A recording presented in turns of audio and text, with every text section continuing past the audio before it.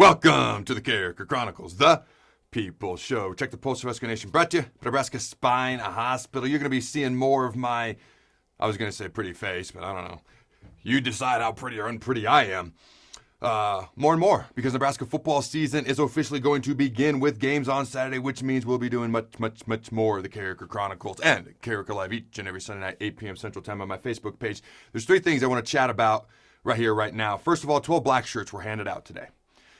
Number two, if you don't know who the four captains are, I want to mention them quickly. And then I just got a couple of thoughts on Scott Frost's most recent press conference. So let's talk about the 12 Blackshirts. Now, first and foremost, congratulations to these guys. I know that they busted their butt, and I know they earned them in practice. Continue to earn them each and every week, starting every game day on Saturday.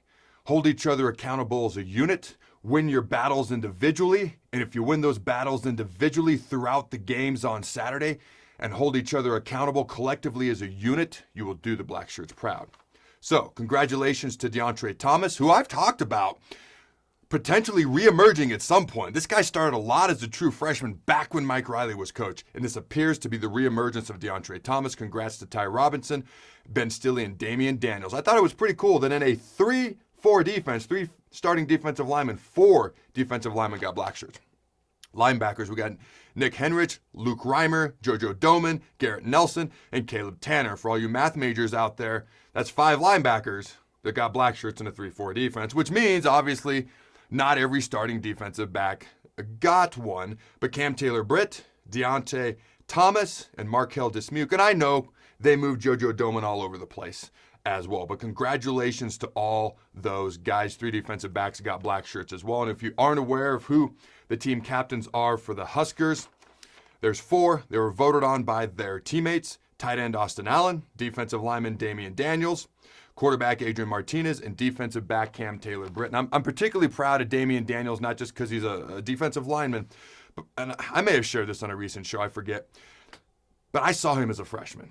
And I saw him, he was not per se in shape, and he was struggling to get through some of the practices that I was attending. And for him to go from that to being voted a team captain a few years later, I'm incredibly proud of that. And that's what Nebraska football is about. He's clearly busted his butt, shown leadership qualities, and earned the respect of his teammates. So shout out to all of them, especially Damian Daniels, for how far he's come. Now, Scott Frost Monday press conference was exactly 5.5 minutes. Pretty quick, pretty short. Sam McEwen described it as brisk and blunt. My takeaways from the press conference are Scott's looking forward to the game on Saturday, and if he wanted to tell us things, he would. I'm making a little bit of a joke here, okay? I laugh because I've been there. Okay, and I don't know for sure, but he sure appears annoyed, agitated, frustrated, or whatever the case may be with the media. I get it. I've had to do press conferences where I wanted nothing to do with it. You think Marshawn Lynch is the first guy who ever went to a press conference just so he wouldn't get fined? He's just the first guy that ever said it out loud, which was phenomenal, by the way. I've been to plenty of press conferences where I didn't want to be there. I wanted nothing to do with them. I've had to do interviews with media members that I couldn't freaking I get it. And I'm not saying that's exactly how he felt. I don't know. He just appeared like he didn't want to be there. And I can understand and I can relate because in my own way, I've never been the head coach in Nebraska, obviously. But this is an example. And this wasn't a press conference, but this is individual drills in practice. Some of the most boring stuff on planet Earth to watch. As a rookie, I'm sitting there hitting the bag. Real exciting stuff, right? I look over.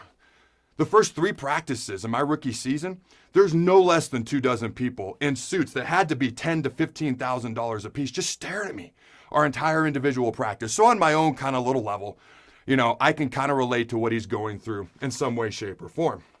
I had a couple reactions to this. My first reaction was if you're going to act like Nick Saban with the media, you got to win like Nick Saban. But at the same time, I think he realizes that nothing he says matters right now. It doesn't matter what he says. All that matters is what happens on the field. So I get it, okay? And I completely understand, relate to, and get that. And in my own way, from my own experience, I was fortunate enough to be a first-round draft pick. I get where he's coming from, okay? That being said, accountability is real.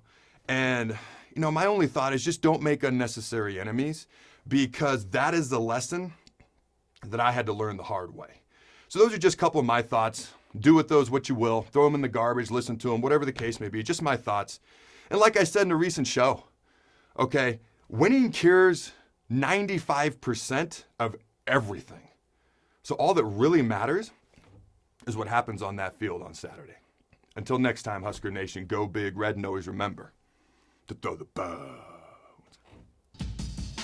Thanks again to our sponsor, Nebraska Spine Hospital. Ladies and gentlemen, when it's your spine, you do not want to mess around, and experience matters. That's why you can trust the experts at Nebraska Spine Hospital, the region's only spine-specific hospital. They are the best at what they do.